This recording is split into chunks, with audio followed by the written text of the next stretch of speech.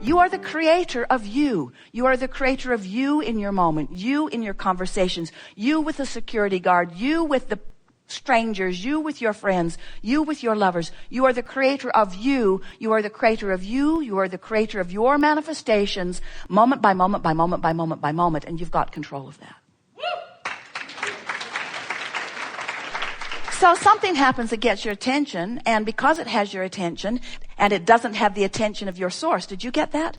If you feel negative emotion, it means it's got your attention, just not the intention, not the attention or intention of the larger part of you. In other words, when you're feeling afraid, or when you're feeling angry, when you're feeling blameful, you're out there on the raw and ragged edge without the resources of your source, because you are depriving yourself of the full integration or blending of all of that because of the vibrational attitude of whatever it is that you're focused upon. That's what negative emotion always means. So when you get it, that you have control of what you give your attention to, then you know that you can set yourself up for wonderful moments after wonderful moments after wonderful moments. There's no reason for you to dip. But if you believe that your happiness is dependent upon controlling some circumstances that you can't control, so you let the unpleasant circumstances be the reason for your focus, just because you are letting unpleasant circumstances be the reason for your focus doesn't mean that the source within you is letting it, we started to say is dumb enough, but that would be unkind, to let it be the subject of their focus. In other words, when you focus on something that doesn't feel good, it means you've focused yourself apart or away from, in resistance to who you really are. And that, in fact, is the sum total, complete, entire reason for any negative emotion that you feel. You think it's because of the subject of your focus. You think that's why you feel bad. If that would change, I will feel better. That isn't true at all. The reason that you feel bad is because you're using something as your excuse to not allow yourself the blending that must be there in order to feel good. So the primary manifestation that you must look for, if you care about the way you feel, and we know you do, is the manifestation of your orientation with your inner being. In other words, your inner being is who you are. So here's how it works. You were source energy before you came into this physical body. And a part of you came into this personality that you know as you, but the larger part of you remains non-physically focused. It's a fact. Accept it. So here you are, exploring life experience, knowing what you don't want, knowing what you do want, and coming to constant conclusions about what would be better. So you shoot off these vibrational rockets of desire, whether you ever say, I want that, or I would like that, or I prefer that. And of course you say that a lot. But even when you don't say it, your preferences are duly noted by source energy, because that expanding preference moves into what we are calling your vortex of creation. It's just a vibrational version that is the predecessor to all of your wonderful manifestations. And the source within you, who holds no resistance, who understands everything that you want, becomes the vibrational equivalent of it in the moment that you give birth to it. That's why we say step 1 is you sift and sort and ask, and step 2 is source answers. Source literally becomes what you are asking for. But there's another step, and it's really the basis of the body of work that we have been doing with you through these years. And that is, you must find a way to become a vibrational match to not just what you're asking for, but to who you have become because of what life has caused you to ask for. You can't become it vibrationally and not go without feeling bad. So every bit of negative emotion that you have, every bit of it, whether it's negative emotion or whether it's a manifestation that is negative, that is even bigger than the emotion itself, everything that you would call unwanted experience, from emotion right out to whatever the manifestation is always the same thing. It is an expansion that you have not yet completely allowed yourself to experience fully. And when you get that, and when you understand further that all you're reaching for in terms of manifestation, have we won you over with our clever knowledge that the manifestation that you want really is the emotion? So someone said to us one day, Abraham, my body hurts me. How can I feel good when I am in pain? And we said, because you have to separate the physical manifestation from the emotional manifestation. We said you have to separate what has manifested so far from what's in the vortex. You have to separate the emotion from what you are calling reality, because there's another vibrational reality that you have not fully embraced. And when you do, your emotion will be one of ease. We knew that she could leave her fear behind this red hot minute, while it was unlikely that she would leave her physical discomfort behind this red hot minute. So we were saying to her, you have a choice. You can have pain in your body and feel hopeful or knowing, or you can have pain in your body and feel fear. But let the manifestation that you're reaching for be the improvement of fear to hope rather than in the improvement of pain to no pain. Can you hear that? Because you can't control pain to no pain fast enough, but you can control fear to hope fast enough. You can control that. And when you get that, you've got it all. When you get that, now you are the vibrational, deliberate creator that you were born to be.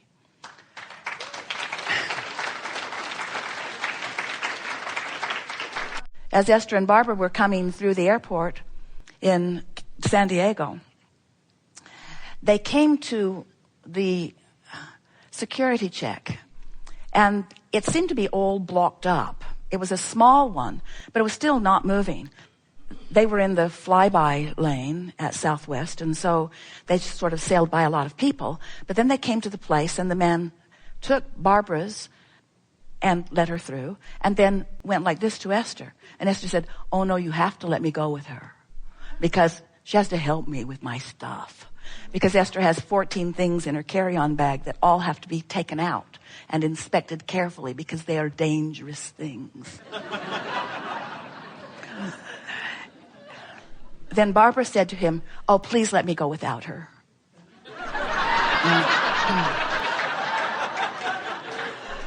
And Esther said, oh, please don't let her go without me. And the man began to laugh, and he let Esther through. And then looked at the people behind Esther and went like, my hands are tied. These are powerful women. And now they are in the line that is not moving, because, as the man told them, there was an eagle eye on the security camera, and she was checking for everything. And Esther thought, oh, that's wonderful. But then Esther had taken everything out of her bag, and so there was no worry about it. And so they went through, and Esther was really proud of herself, because she had packed so carefully and unpacked so carefully. And so she sailed right through. But then Barbara's bag had to go back for a check, because there was a bottle of water in it. And Esther is laughing, because Barbara is the one who is counseling her on how to fly. And she has a bottle of water, a forbidden bottle of water, because everyone knows how dangerous water can be. And so Esther is laughing because Barbara has been caught with her water. And Barbara is laughing because Barbara has been caught with her water. And the man offers to let them step outside and drink it, as if it mattered. You can go back and start again if this water matters to you. And now they're all laughing. And then he takes her bag back through, runs it through again. And when he came back with the bag, Barbara is sitting at a table, putting her shoes on. And the man walked to another table, and Barbara said, wrong table. And he said, no, you're at the wrong table. And Barbara said, no, you're at the wrong table. And he said, no, you're at the wrong table. And then he went to the table where Barbara was, and now they're all laughing. And then he took the bag back through, ran it through again, and told her he needed to check it one more time. And both Barbara and Esther looked at him in surprise and amazement, and he said, gotcha.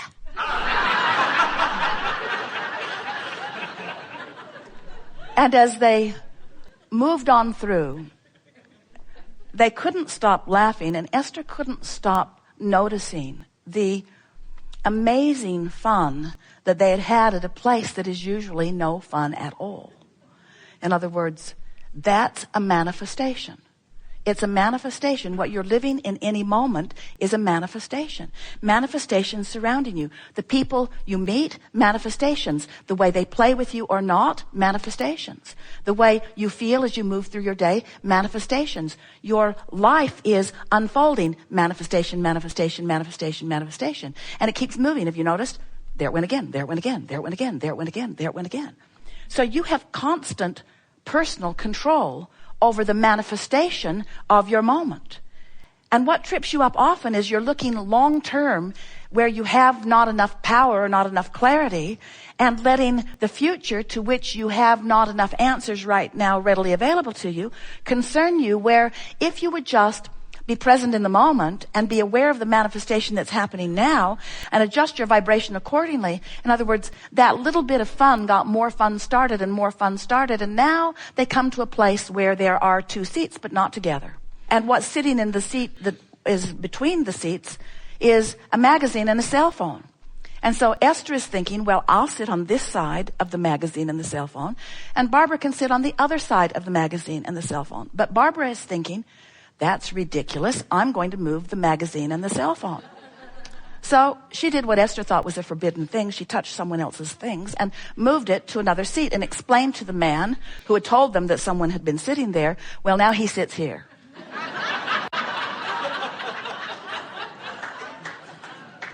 And then a great, big, gruff-looking man comes walking across from Starbucks, and Esther thinks, I'm going to the bathroom. I don't want any part of this.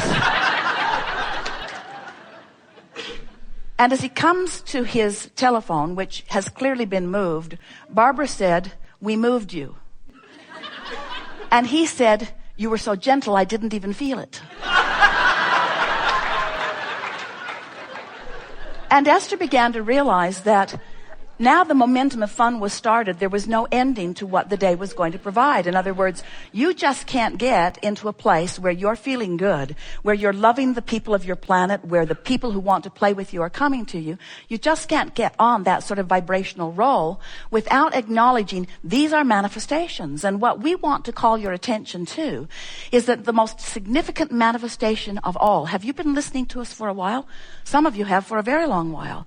And have you heard us say, yes, you've heard us say on endless occasions, because we say it every time we get together with you. We say it several times every opportunity we have. Everything that everyone wants or ever has wanted or ever will want is because they believe they will feel better in the having of it. They believe they will have a good feeling emotional response in the receiving of this other thing that they think they want. And what we want to convince you of is that what you want is the emotion. What you want is the good feeling. The other stuff's just the justification that you give for having it.